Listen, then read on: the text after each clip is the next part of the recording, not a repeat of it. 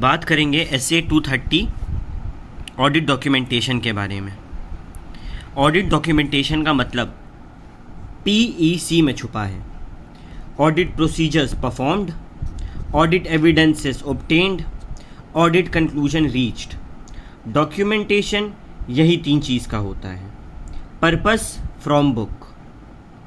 ये डॉक्यूमेंटेशन का form, content और एक्सटेंट क्या है? सबसे पहले ऑडिटर को ज़रूरत है कि वो सफिशिएंट डॉक्यूमेंट रखे ताकि वो एक्सपीरियंस्ड ऑडिटर की तरह समझ सके जो प्रोसीजर्स है उसका NTE को, प्रोसीजर्स को और एविडेंसेस कलेक्टेड है उनके रिजल्ट को, कोई भी सिग्निफिकेंट मैटर है तो उसको, और ऑडिट क्या कंक्लूजन पे पहुंच रहा है उसको।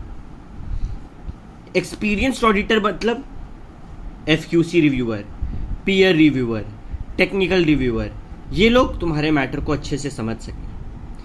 क्या फैक्टर्स हैं जो इन फॉर्म, कंटेंट और एक्सटेंट ऑफ ऑडिट डॉक्यूमेंटेशन को इफेक्ट करता है? तो क्लाइंट के बिजनेस का साइज और कम्प्लेक्सिटी, मटेरियल मिसस्टेटमेंट का क्या रिस्क है, ऑडिट प्रोसीजर का नेचर, ऑडिट एविडेंसेस कलेक्ट किए उसका सिग्निफिकेंस, ऑडिट टूल्स और ऑडिट मेथोडोलॉजी जो यूज़ किए हैं, नेचर एंड एक्सटेंट अगर कोई डेविएशन हुआ है तो उसका, और कंक्लूजन को डॉक्यूमेंट करने का ज़रूरत। ये सारा जो फैक्टर्स है ये ऑडिट डॉक्यूमेंटेशन के फॉर्म, कंटेंट और एक्सटेंट को अफेक्ट करता है। क्या स्पेसिफिक डॉक्यूमेंटेशंस रिक्वायर्ड है? तो सबसे पहले जो डिस्कशंस हो रहा है उसका डॉक्यूमेंटेशन करो कि क्या मैटर डिस्कस हुआ, कहाँ डिस्कस हुआ, किसके साथ डिस्कस हुआ, अगर कोई इनकन्सिस्टेंसी आया डिस्कशन के दौरान तो वो रिजॉल्व कैसे हुआ। अगर तुम GAP यानी कि जनरली एक्सेप्टेड प्रोसीजर से हट रहे हो, डिपार्ट कर रहे हो, तो उसका रीज़न क्या है और उसके बदले में क्या ऑल्टरनेटिव प्रोसीजर तुमने लगाया है। अगर सब्सिक्वेंट इवेंट है according to SA 560, audit report के बाद कोई फैक्ट या इवेंट पता चल रहा है तो क्या सर्कमस्टेंसेस पता चला, क्या एडिशनल प्रोसीजर लगाएं उसको सॉल्व करने के लिए, और व्हेन एंड बाय हुम वो प्रोसीजर लगाया गया। ऑडिट फाइनल ऑडिट कब तक प्रिपेयर करना है? 60 days from the date of audit report. ये जो डॉक्यूमेंटेशन है कंप्लीट हो जाना चाहिए। कब तक रखना है? 7 years from the date of audit report.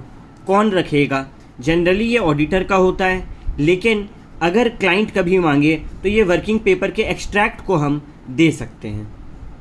Auditor का जिम्मेदारी है कि अगर लॉ रिक्वायर करे तो रेगुलेटर्स को, रिस्पेक्टिव रेगुलेटर्स को ये डॉक्यूमेंटेशन हम हैंड ओवर करें।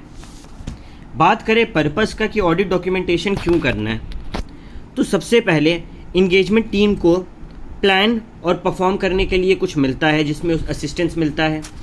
इंगेजमेंट टीम के मेंबर को असिस्टेंस मिलता है कि कैसे वो लोग सुपरवाइज़ करेंगे, कैसे वो लोग डायरेक्ट करेंगे, ऑडिट कैसे करेंगे, रिस्पॉन्सिबिलिटी से हट गए, फ्री हो गए, या कैसे रिव्यू करेंगे, ये सब करने में असिस्ट मिलता है। इंगेजमेंट टीम को इनेबल करता है कि वो अपने काम के लिए ज़िम्मेदार ठहराए जा सकें। वो रिकॉर्ड को रिटेन करके रखते हैं ताकि फ्यूचर ऑडिट में काम पड़ सके। वो quality control review and inspection का ध्यान रखते हैं।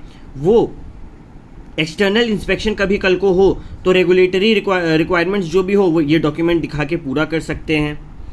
सवाल उठता है कि ऑडिट डॉक्यूमेंटेशन का नेचर क्या है, तो 2 बात का ध्यान रखना है कि जो ऑडिटर रिपोर्ट है वो सफिशिएंट एंड अप्रोप्रिएट बेसिस पे बनाया गया है, और दूसरा सारा SS से कंप्लाई कर रहा है, सारा रेगुलेटरी रिक्वायरमेंट से कंप्लाई कर रहा है।